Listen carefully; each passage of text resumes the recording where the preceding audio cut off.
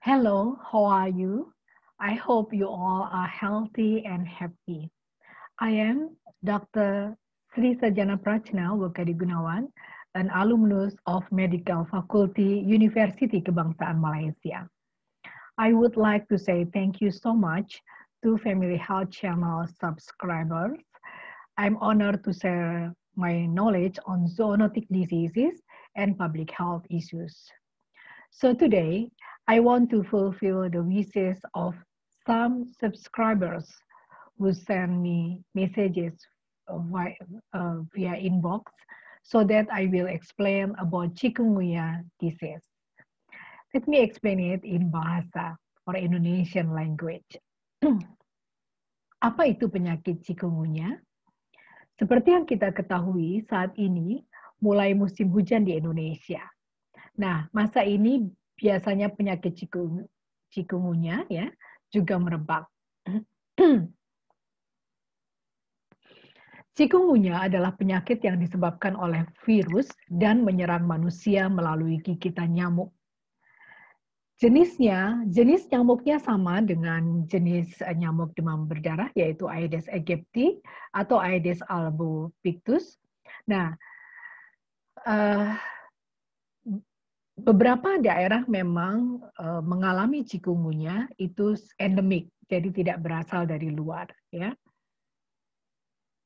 Nah, kelompok rentan penyakit chikungunya adalah bayi, orang-orang lansia atau di atas 65 tahun, kemudian orang-orang yang bepergian di daerah wabah chikungunya, kemudian orang-orang yang tinggal di daerah tropis seperti kita ini ya, tetapi yang sanitasi dan lingkungan di sekitarnya itu buruk. Ya. Bagaimana sih penularan chikungunya?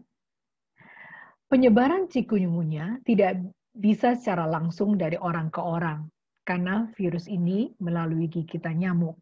Jadi nyamuk adalah vektor virus chikungunya. Nah, banyak ditemukan di daerah tropis dan umumnya nyamuk-nyamuk ini menyerang pada siang hari. Namun gigitan terutama terjadi pada dini hari dan sore hari. Sehingga orang yang sering berada di luar rumah akan lebih mudah terserang virus chikungunya. Nyamuk ini lebih banyak hidup dan berkembang biak di tempat yang dekat dengan manusia, khususnya di dalam ruangan. Dua jenis nyamuk ini umumnya senang untuk mendiami beberapa jenis tempat seperti wadah penampungan air, bak mandi, hingga pot bunga ya, baik yang di dalam atau di luar rumah. Karena itu diharapkan kita secara periodik untuk mengurasnya ya. Seseorang beresiko tinggi mengidap chikungunya jika tinggal di negara tropis. Setelah bepergian di area yang endemis chikungunya atau tinggal di area dengan kebersihan yang buruk. Nah, apa sih gejala chikungunya ya? Setelah tergigit nyamuk yang membawa virus, gejala akan mulai terasa pada 4-6 hari. Ya, ini adalah jadi masa inkubasinya 4-6 hari. Ya, very typical ya, karena dia RNA virus juga ya. Namun juga dapat dimulai sejak 2-12 hari setelah gigitan. Gejala awalnya menyerupai saat kita kena flu, yaitu demam, kemudian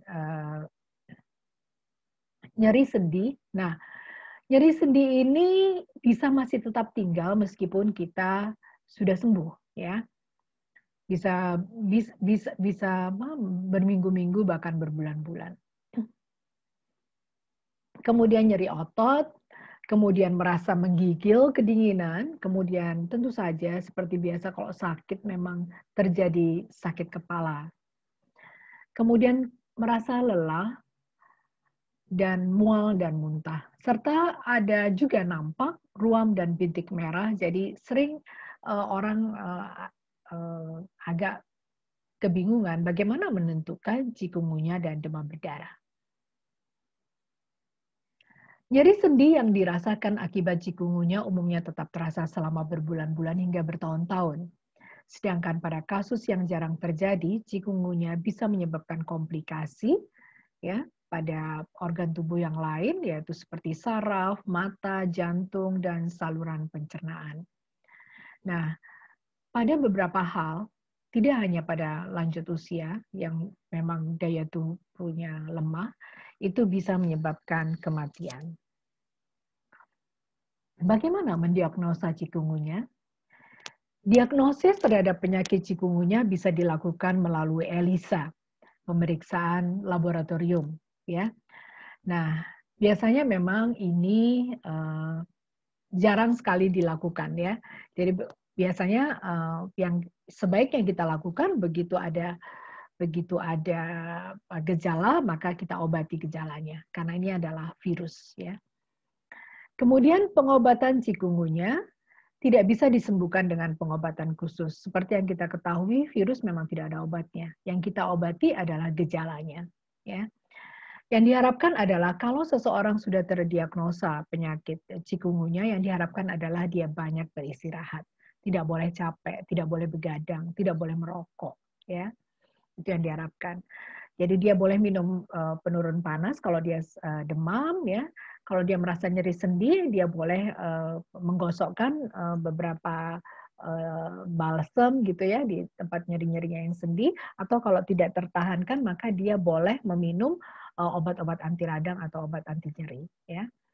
Nah, biasanya yang sering terjadi juga dehidrasi pada penderita cikungunya. Nah, ini biasanya yang diharapkan ketika seseorang menderita cikungunya, maka diharapkan dia tidak berpuasa kalau pada saat bulan Ramadan, ya.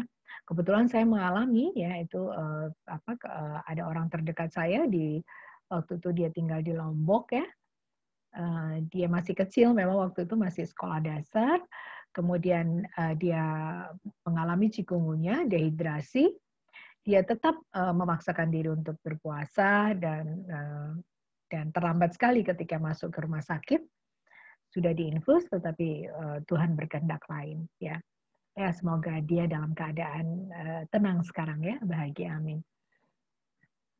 Nah, pencegahan cikungunya adalah agar seseorang bisa mencegahnya adalah tentu saja karena faktornya adalah nyamuk, maka kita harus membersihkan semua tempat-tempat yang bisa berkembangnya nyamuk Aedes aegypti. Ya, kalau kita bisa membersihkannya, maka kita bisa mencegah dua penyakit yaitu cikungunya dan demam berdarah dengue.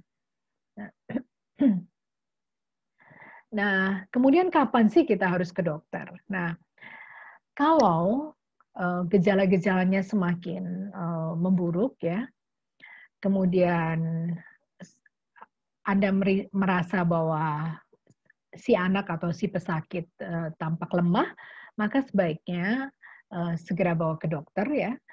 Siapa tahu dia memerlukan infus ya. Infus untuk karena dia tidak mau makan, muntah, mual gitu ya. Jadi sebaiknya segera dibawa ke dokter supaya keadaannya bisa terpantau.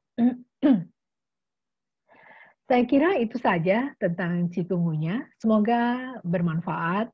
Dan saya berharap jika ada pertanyaan dan komentar bisa Anda tuliskan di kolom komentar di Family Health Channel ini. Terima kasih atas perhatian Anda. Semoga bermanfaat. Assalamualaikum warahmatullahi wabarakatuh. Salam sejahtera. Terima kasih.